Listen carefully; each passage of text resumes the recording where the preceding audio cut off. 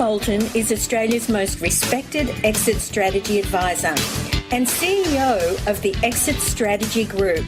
Welcome to this week's segment. You know, most business owners think that selling the business is actually a sprint, but reality is it takes a long time. A long time. Just use your imagination. Just imagine you're in a race. You know, it's the sound of the starter gun, you know, all the blood gets flowing and you leap forward out of the blocks. Within a few seconds, you're right there at top speed. A few more seconds later, and your eye's actually searching for the next hand with the baton. And then you feel the baton move out of your hand and it's passed to the next runner, and your brain tells you that all the pain's over. You start jogging, slowing down, smile, knowing you've done your best, and now all the heavy lifting's on someone else's shoulders. And you know what? That's an analogy and probably how most people think of starting and selling a business. And it's something akin to that 4 by 100 metre relay race. You start from scratch, you build something valuable, you measure the time in months instead of years, and you sprint into the waiting arms of some great strategic buyer as they willingly acquire your business and pay you millions of dollars. They hand over the check, so to speak, and you ride off into the sunset. But you know what? Unfortunately, the process of selling your business looks more like an exhausting 100-mile ultra-marathon than a 100-metre sprint. It takes years and a lot of planning to make a clean break from your company, and it just means that it really pays to start planning sooner rather than later. So here's a way that you can actually backdate your exit. Backdate, whether that's actually selling or whether in fact that's passing on to somebody else in the family, although that might be slightly different. But take these steps. Just grab a pen and paper and write these down. Step 1, pick your eject date, which I colloquially think is a really interesting way to describe it. So when are you going to eject yourself from the business? First steps to figure out when you want to be completely out of your business. The day that you walk out of the building and you're never going to come back. Maybe you have a dream, you want to sail around the world. I don't know, you might have kids, and while they're still young enough to be able to take them with you. Maybe you want to go and live in Tuscany for a few years with your own private vineyard. Whatever your goal is, the first step is writing down when you want it out, when you actually want out, and jotting some notes as to why that date's important to you. What you're going to do after you sell, with whom, and why. Those are really key points. Very important to figure that out. Step 2 is to estimate the length of your earn-out. You know, when you sell your business, the chances are that you're going to be paid in 2 or more stages. You'll get the first payment when the sale and the deal closes, and the second at some point in the future, if you hit certain goals that are set by the buyer. And the length of your so-called earn-out will depend on the kind of business you're in. But the average earn-out these days is 3 years. If you're in a professional services business, it could be as long as 5 years. One of the people that I interviewed for my next book is in that exact situation where she's hooked into the business on milestones that have to be reached over 3 years. So think about that, and you know, if you're in a manufacturing or technology business, you might get away with something less, like a 1-year transition period, and on the odd occasion you might just be lucky enough to be able to say, that's it, no time, I'm not staying, and you do get out of the business. But that's not generally the case. You usually have to stay in there for a little while. So think about the time that could take. It could be, you know, 1 to 5 years. Step 3, calculate the length of the sale process. So the next thing is to figure out how long it's going to take you to be able to negotiate the sale of your company. The process is definitely going to involve hiring an intermediary, and depending on the size of your business, it could be a mergers and acquisitions professional, it could be an investment banker, or at the very least, a business broker. You're going to have to put together a marketing package for the business. It's going to have to be shopped to potential acquirers. You're going to host management meetings. You'll have letters of intent that you're going to have to negotiate. And then potentially you're going to go through what could be a 60 to 90-day due diligence period. So from the day that you hire an intermediary to the day that you actually get money in your account for your business, the entire process usually takes 6 to 12 months without fail. So to be safe, just budget on a year in terms of the timing that that's going to take you. And step 4 is to create your, what I call, in quotes, strategy stable operating window. So what do I mean by that? You need to budget some time to operate your business without making any major strategic changes.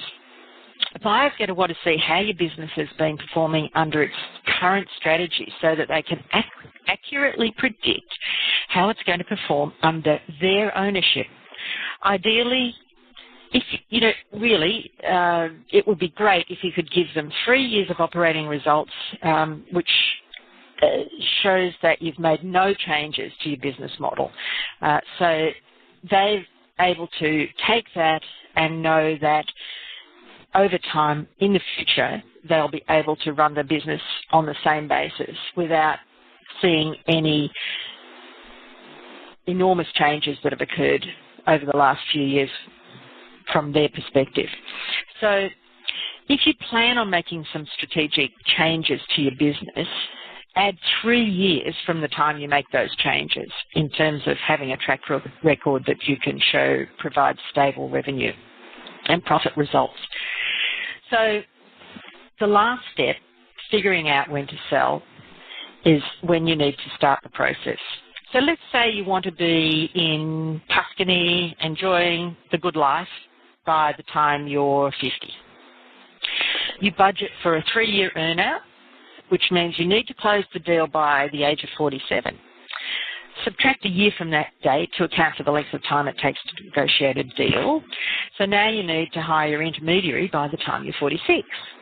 Then let's say you're still tweaking your business model, experimenting with different target markets, channels, and all sorts of different things. And so in this case, you need to lock in one strategy by age 43 so that a buyer can look at 3 years of operating results. Now, it would certainly be nice to make a clean, crisp break from your business after an all-out sprint, but really, for the vast majority of businesses, the process of selling a company can be a really muddy, emotional, and multi-year effort. So the sooner you start getting your business ready, the better.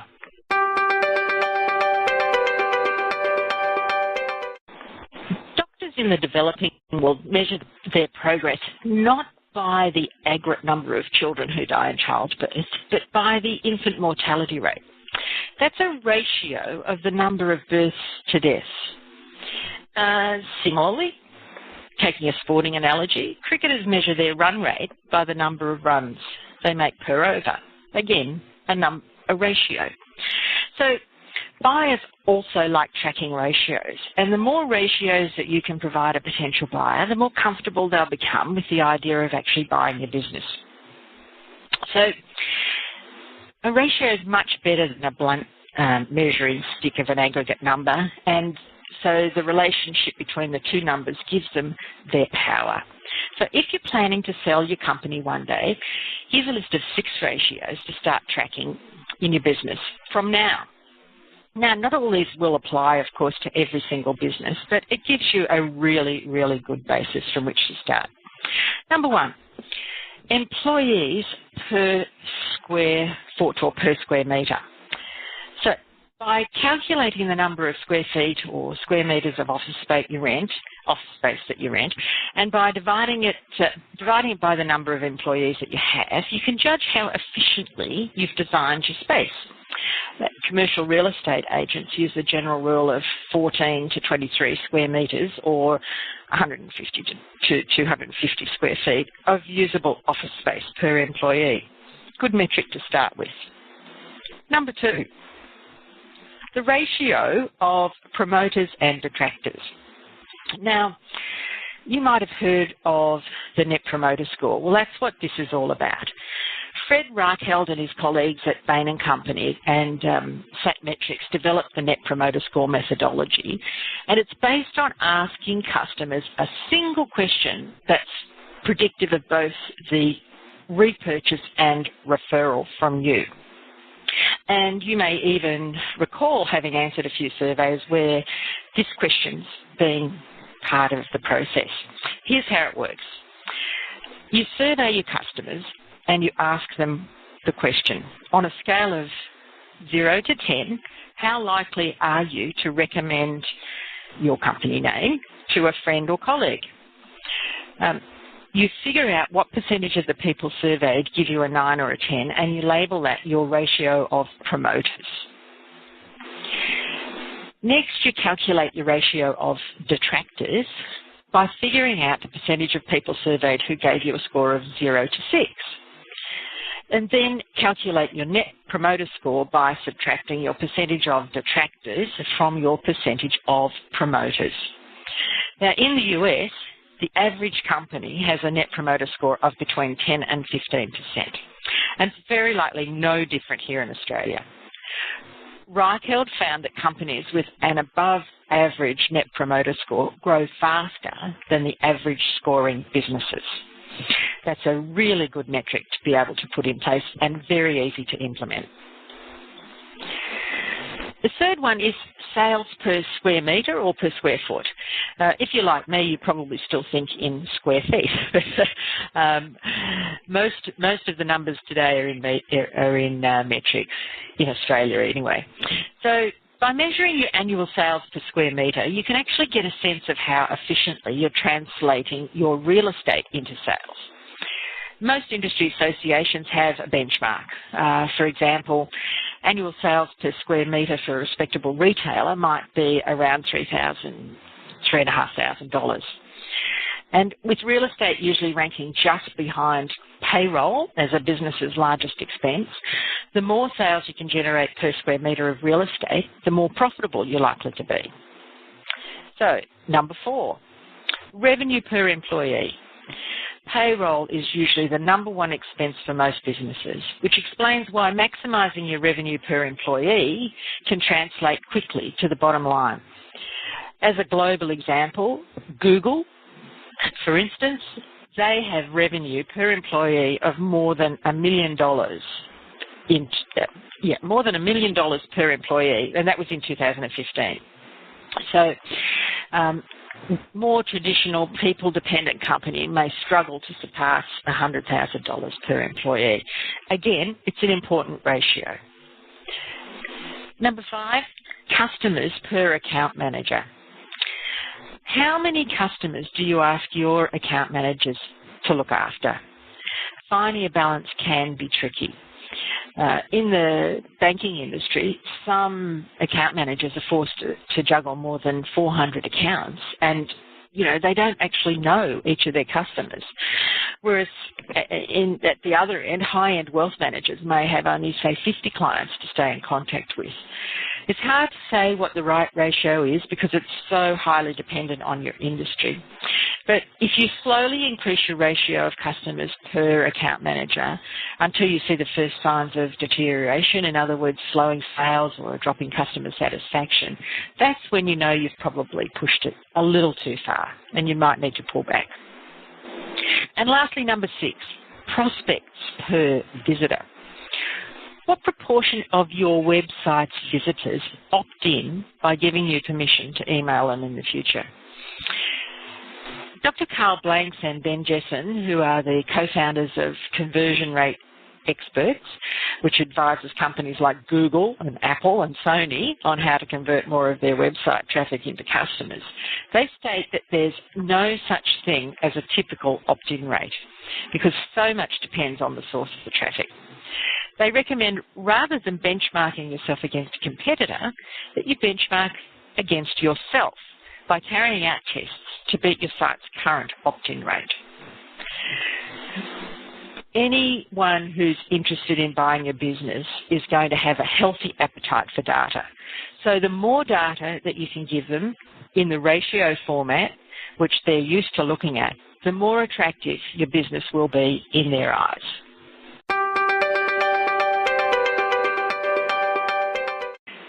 Now, you'll have to forgive me for what might be a little crude to listen to, but, you know, business owners have been known to refer to due diligence as the entrepreneur's proctology exam. And as I said, it might be a slightly crude analogy, but it's a good representation of what it might feel like when a stranger pokes, prods, and looks inside absolutely every inch of your business. Most professional acquirers will have a checklist of questions that they need answered. And, you know, if they're considering buying your company, you'll want to have them, all these answers. Questions like, when does your lease expire and what are the terms? Do you have consistent, signed, up-to-date contracts with your customers and employees? Are your ideas, products and processes protected by a patent or trademark? What kind of technology do you use? Are your software licenses up to date? What are the loan covenants on your credit agreements? How are your receivables? Do you have any late payers or delinquent customers? Does your business need a license to operate? And if so, is your paperwork in order? Do you have any litigation pending? So, in addition to these objective questions, they'll also try and get a subjective sense of your business. And in particular, they're going to want to determine just how integral you are personally to the success of the business.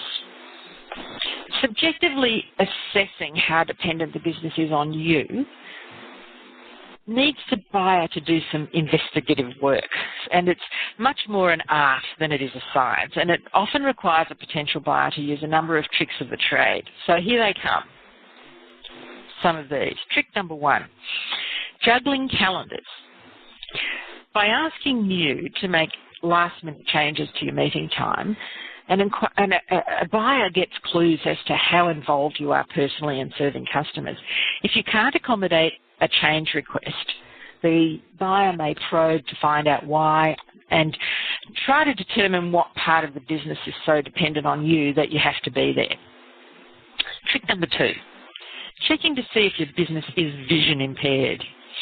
So a buyer may ask you to explain your vision for the business, which is a question that you should be well prepared to answer.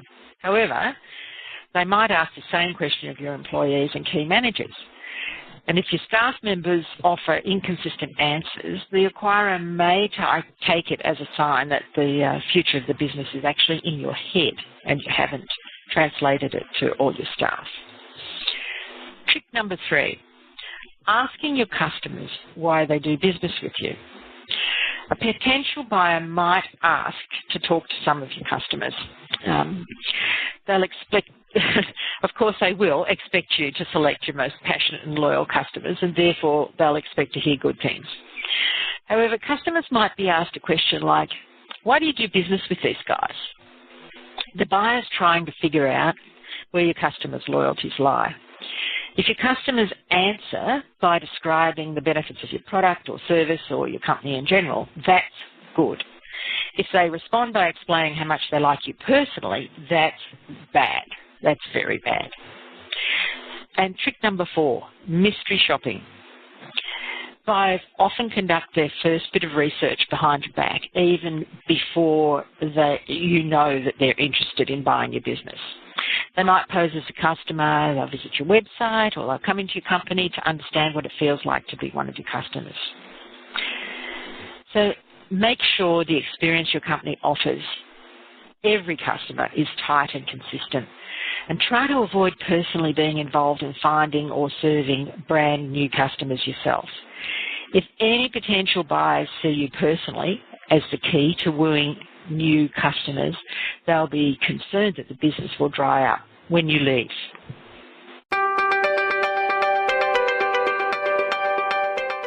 Have you ever noticed that the fire engines, fire trucks always back into the fire station? Why don't they just pull into their parking spot front first like the rest of us? Well, backing in at the end of a shift saves them time when they have to get to a fire. They back in to be ready whether the call comes in 5 minutes or 5 days. They're ready to pull out as quickly as possible. So, like the fireman, you, as a business owner, need to be ready when you get the call from someone who wants to buy your business. And these days, owners are getting that call a little more often. With the baby boomer group now getting closer to retirement age, there's going to be an enormous bubble coming through over the next 5 to 10 years where more and more businesses are going to be up for sale. So you need to get your business ready by making sure that it actually has the best possible value embedded in the business. And it's really interesting to look at some of the stats that have been coming forward over the last 12 months. Roughly how many offers are actually being made and how many of those offers are in fact being accepted. That's a thing called a liquidity index. The measures are taken about every quarter, and the last statistics showed that by building more value into your business, roughly 12% of owners are likely to receive an offer for their business. That's really low. So I would really implore you to look at ways in which you can identify what all the value drivers are in your business and be able to look at ways to maximise your business growth around those value drivers. You know, companies are in fact becoming more acquisitive because they have access to more cash than they know what to do with. Interest rates are next to nothing, and after the liquidity crisis of the GFC in 2008, they've been socking away profits on their balance sheet for a rainy day. The increase in the acquisitiveness among buyers has very important implications for you as a business owner. And chief amongst them is that you need to have a sellable asset when the opportunity strikes. Statistically speaking, the two most common reasons you're likely to sell your business are, number one, a health scare, and number two, an unsolicited offer to buy your business. I can tell you from personal experience that we had 2 unsolicited offers to buy our businesses, the 2 businesses that I personally have sold. In both cases, the offers came along unsolicited. And as I've said on many an occasion, and quoting Terry Packer famously when he sold Channel 9 to Alan Bond, he said, you have to always have your business ready for sale because you never know, you might only ever get one Alan Bond in your life. So unsolicited offers have been on the increase, and so does the need for you to be ready if an opportunity comes your way. Unlike when the owner is in control of when you decide to list a property for sale in real estate, for example, the hallmark of an unsolicited offer is the fact that the owner doesn't know when it's going to happen, which means that you need to operate constantly as if your business was about to receive an offer and it's always around the corner.